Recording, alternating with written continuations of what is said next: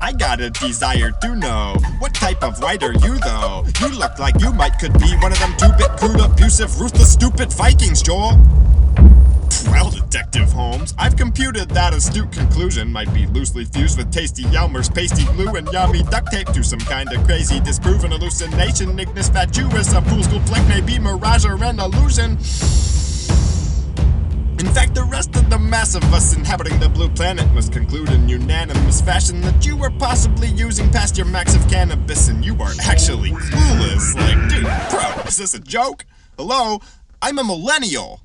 Not a millennium old. The little old innocent vigilant villager, not the symbol of villainous diligent pillagers. On that note, add a scatter graph or a bar chart of that last part smack dab to the back of the fact that I laugh hard till I half sob and fall down in my backyard cackling at the yakety yak, a microscopic pack of cracked honkies awkwardly referred to and regarded as the terrifying wrath of Asgard. Asgard. Oh ha ha ha's Valhalla. Ha ha! Valhalla back here.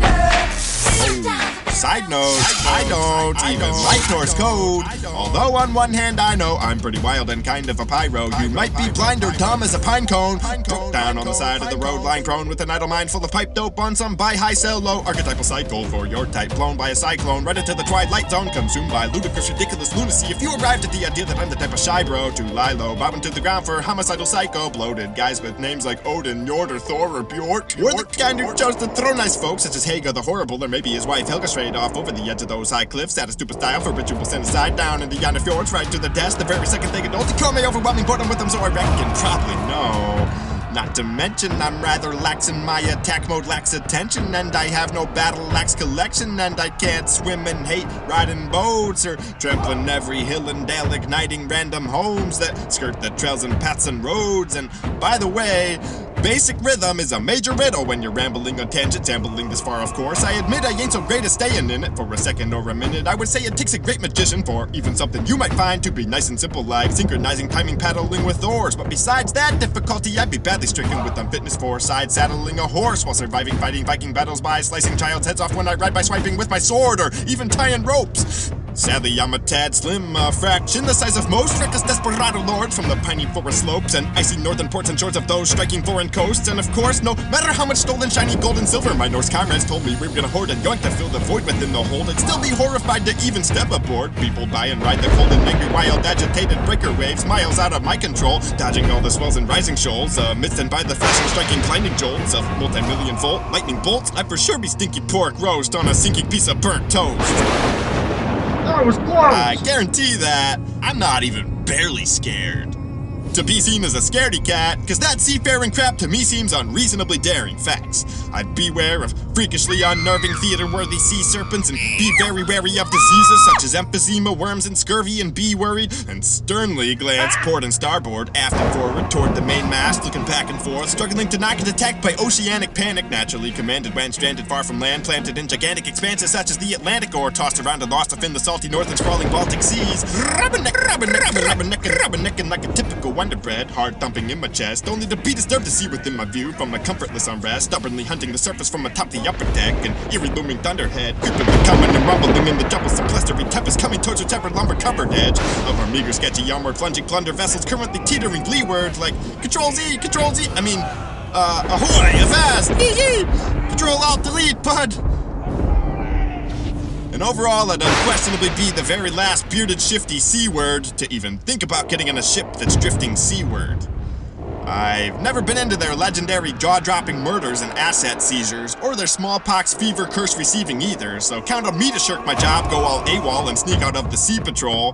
But I like their stereotypical aesthetic and pirate lifestyle, dragon heads, six swords, and demon skulls. Yeah, equipped with spears and bows and arrows, head to toe, adorned with horns and bones, still full of marrow, pulled and stolen, wrangled from the freshest corpses of formerly fairly ferocious beastly animals, and bonus, teeth and antlers. I'd just rather drift around like a comically, impossibly, paradoxically freeze-framed, unstoppable beach facing tropical street racing, symbolical breeze chasing, constantly leaf taking like Vamonos Adios, a free-ranging, monstrously overgrown teenager savoring the sweet taste of freedom between the sound of my aging knees clanking and rancid stank of my greasy face fur, as opposed to being a cheap sailor / mean raider, locked a long time into a rolling, rocking, tiny sea box, unprotected under every kind of precipitation and the brightly blazing sun. I don't know if it's worse to sink or be anchored.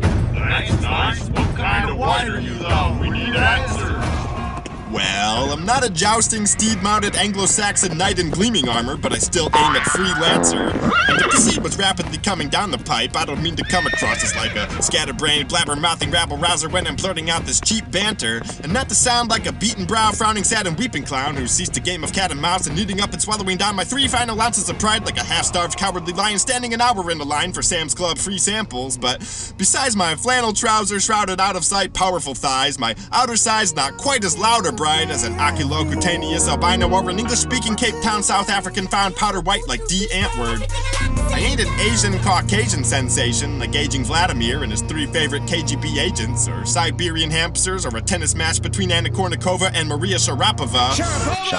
I wasn't baguette inside a palace behind some castle walls like that crackerjack Alexander the Great of Macedon. Not white-flavored like a platter of name-brand fattening yak milk being savagely lapped upon in the ravishing, tranquil, lavish banquet hall of a mascot's-only cabin after dawn in Saskatchewan by comedian Theo Von, camouflaged as a fashionable mastodon with acid-wash basketball pants, a traffic cone for a hat, and massive glasses on, the latter of which he actually has half the patent on with Travis Scott. I'm not being sarcastic, just ask Wanda and Gina, that's their mom.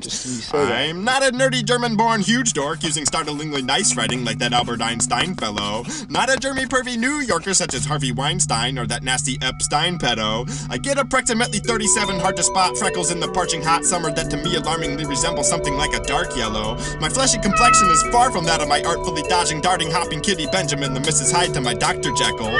Sorry, but the pigmentation of my burping, farting, jogging carnal body is hardly a perfect carbon copy of a marshmallow. Nor do I radiate a shade of faded gray from my humiliating face like a pebblicious parking lot or my favorite knockabout comedy duo from New Jersey, but I bought in Lou Costello. Go ahead and tell me. Who? The guy on first. Who? The first base. Who is? I'm not a man cave, basement-dwelling man-child pretentiously sipping an expensive cocktail in one of these legal, cheesy, low-key, patron-abasing speakeasies. I'm not of Ukrainian nationality like the ancestors of the Oaklandian rapper Gerald who goes by the stage name G-Eazy. I'm not in the white family like Vanna, Snow, Jack, Barry, Betty, Jessica, Reggie, Dana, or E.B. I may be tall and oftentimes shaved bald like a skinhead, but I'm not at all a part of the thin membrane group, a waste of space, insect, brain-infesting plague of inbred incel idiots in the past misnamed the Master Aryan race. My wispy locks ain't blonde, my lazy eyes ain't blue. I assure you, Adolf would not enjoy gazing at my face, but I'd like to think it might be safe. From the doom commute on railways to labor camp abuse, where hydrogen cyanide, Zyklon gas and chamber spewed, where stupidly huge groups of truly cuckoo dudes slew Jews. Maybe choosing that choo-choo train of thought is too good to be true, wishful or egotistical. Maybe I would have had my torso blew through on week 2 of the Holocaust with a steel granite 42 by a few 16-year-old dudes running heavy-duty infantry machinery, or simply pistol-whipped for living and existing with a couple lips that grip a mischievous grin, which is intrinsically hittable. Joel is a Hebrew-Jewish name, but in my case, strictly biblical. Last name has heart and soul whittled down to a single little laugh track syllable. Seemingly clinically insane, bogged out of life, absent mind, small-town guy, pitifully poor to the core, but claims he's living minimal. Brown hawk, brown eyes, brown eyebrows. Yeah, boring, pretty typical. Listen though. Every single day I praise and thank my God that I wasn't raised across the pond in towns with names I can't pronounce, such as Schlanbeir, Ursgwingis, Gogera, Svindro, Bochsland, Cecilio, Gogogoch. Or Oxfordshire, or Scratchy Bottom, or Foggy London Town, putting back, off-putting, black pudding, wolfing down saucer after saucer of blood sauces and plain sauces, baked beans with mushrooms and a side of devil kidneys. Not a waffle to be seen in this awful meal these people call an English breakfast, which is stinky all around, or sinking deep into the couch, all night and day and evening heralding the mother queen and her royalty, saluting the UK's big red tea or this other bloody tea, thinking and dreaming about gripping a couple cups of tea, preparing tea, sipping tea, refilling tea, having a 3rd, 4th, 15th tea. You've got something in your teeth. Speaking in that cheesy, silly British lingo, which I tend to find I'm honestly disgusted and appalled British by. would be like, if what? Harry Potter was having a bottle of water in my town hall this Tuesday, and that'd probably be all fine. British are coming. But if he started talking about You keep Hogwarts, talking to me like that, you keep yapping off at the nanas, we'll see what happens. You keep chomping them clam bets, I'll get the Stoozy boys to roll up on you. I'll leave you halfway up Main Street if your punch around your ankles and a lollipop in your mouth. Or anything at all, really. I'd promptly epoxy my harshly cursed ears and crossed eyes shut with a bottle of Loctite, fill my nostrils with sharded and chopped ice, pop a cauldron of carbon monoxide, rip off my face, then my head, and crip walk straight off the edge of the plane. Drop it like it's hot. into shark-infested waters to make up for lost time. Christ. Speaking of going down under, I feel bad and yet I'm so glad I'm not a prawn-licking hog-tied proletariat working the salt mines like those who outnumber yet are somehow quartered and drawn by the small spines, nickel and diming ministry of love, authoritarian police state members of parliament down in the Commonwealth of Australia, where just like George Orwell's 84 Oceania, they draw nigh to introducing Goldstein on the telescreen, fueled hate week, newspeak, memory holes and thought crimes. Don't let it Speaking happen. of going down and surrender, I'm not French, like that soft lie which a McDonald's paid gal or guy or robot might propagate and call fries. I'm not Irish like Matt McConaughey of Fast Times at Ridgemont High, but I'm still all white. Stop whispering, hold your pitchforks and torches. I'm not blistering or torturing or choking you with my cultural history poetry. I'm simply a blithering idiot owning my skin tone that's both tainted and radiant in a jokey way. Why's it gotta sound racist just saying it? I don't even have DNA from a Caucasian or Baltic nation, by golly. I'm not Azerbaijani. I'm not Armenian, Algerian, or Bosnian, Estonian, or Croatian, or Bermudan, Montenegrin, not a Maltese, a Belgian, Belgian, or an ice-skating Episcopalian, Canadian. My dead ancestral relatives were not Sardinians, or Serbs, Sards, Scots, Spaniards, Swedes, Argentines, or Levantines, and also not a bunch of Lithuanians, Chileans, Brazilians, Bulgarians, or Poles, or Greeks. Portuguese or Costa Ricans. Italian, mounted near Eastern like Egyptian or Israeli? No. Assyrian, Iranian, Iraqi? No. And as much as I wish and grieve with heaps of greed and dream of being a Kiwi person, peacefully feeding a kiwi bird a kiwi fruit, like a keen zoo-keeping New Zealander, NZ in my genes is also no. I'm neither Hebrew like a menorah-needing reader of the Torah, Or from either Georgia. nor a board of Aurora Borealis snowflake, layered home-based North Face coat-wearing mortal sort of normal Dane, or a hammer-waving torch, candle-raising, horrid rampaging roars, making war-waging, random mating, maiden-taking, land-invading, and raiding Norseman, or a dog sled racing, fascinating Laplander, weighty blade, making crazy Finn. But even though I'm gangly thin, With baby limbs. and obviously With not a baby Marvel limbs. comic novel-looking manly model naval Scandinavian, get this, I'm as metal as it gets. With baby limbs. And not just in my head. And not just in my head. And not... No, not like Iron Maiden, Metallica, or Megadeth. And by metallic head, I don't mean my magnetizing, massively attractive personality and humblest attitude in all the land that's totally backed by calm and level-headed temperament. I'm obviously talking about my atomic makeup, a super common topic that's pretty regular. Newsflash, I can't transform like Megatron, and yet my cranium and the rest of me is formed by iron, nickel, silver, carbon, and vanadium. Do me a favor and be a good Samaritan. Name a couple other natural metals you can think of. Gold, zinc, samarium, tin, magnesium, and radium, molybdenum, straight to uranium, copper like a red set, platinum, palladium, even titanium. Not joking, I'm made of 'em. What's crazy is, there ain't a single speck of metal or gas in space that ain't inside each one of us Homo sapiens. So the idea that there might not be a galaxy of difference between me and Nazi generals, Senegalese tribes, people, Sudanese dudes, or Chinese communist atheists may not be the craziest. Same goes for North Korea's hilariously so-called glorious leaders, Jay-Z's kids, Aryan-looking Albanians, vampiric Transylvanians from Romania, morbidly obese, gun-banging, soda, sugar, and cheese whiz, addicted flag-waving, good old American patriots, or even outer space aliens. Yes, of course they exist. Don't gripe and moan and flail your wrists. Don't angrily close and shake your veiny fist. Groaning, grody, bony, gargoyle, creepazoid. Get back in your Rolls Royce toy for lonely, loaded, spoiled soy boys, Janice. You LaCroix enjoying, bloated, no-life, gloating, phony trophy wife, openly toting strife. Don't act like you have half a shred of intelligence. Don't smell it. You're some kind of second coming of Mother Teresa crossed with Helen of Troy. More like a joyful, soul-destroyingly annoying loud noise. Don't you dare lord your holy Bible over me in that tone of disappointed, croaky smoker voice. Oi, oi, oi. Don't worry about a maddeningly paranoiac Illinoisan goy lad joyriding in a van clad in tinfoil hat when in fact you're living in frantic denial of dystopia yourself while totally abusing medical opioids. Wait, Janet. Oh boy! What saith Christ? You must extract the rusty beam from your crusty, disgusting cornea before you worry about busting out the dusty moat from mine. Please, abhorrently evil person, listen. There are 750 million pale faces in the minority race of whites. Here and there and over the river via the bridge and through the woods out in the boonies along the ridge and on the fringe of inner cities near and far. I am just a single unilingual gringo. I think my clan's people are no relation to President Rip Van Winkle or or so we hope. Nor the gift-bringing, silver-bell-ringing, chimney-sneaking, wrinkled, mystical Mr. Christopher Kringle. I'm not the type of white to sing Christmas jingles or read a Kindle while steering a street-legal golf cart to bingo. Wearing a thrice-stained wife-beater and cheating on my keto diet by continuously eating tons of piles of mind-numbing, crummy Pringles. Or the type of white dummy devil to fill the yard with burning crosses or pink flamingos. Separate the races? Oh, sweetie, bless your age. No, I definitely don't believe that we should resegregate. I guess one could claim it's not my place to say or game to play, but to be straight, my race is half of that equation, and hey, WWJD, or WWMLKJD, eh? Anyway, let's never test the waters, check ourselves before we wreck ourselves and question anything or ever settle debates. As for me, I like food bland, can't dance, I do yoga and I meditate. I like to travel camp, live in a van, and think it's cute to claim ADHD when I say I medicate. I don't believe being white gave me any type of supremacy. My arms are more like feathers or spaghetti. I won't hesitate to tell you I've never attempted to bench press my present weight.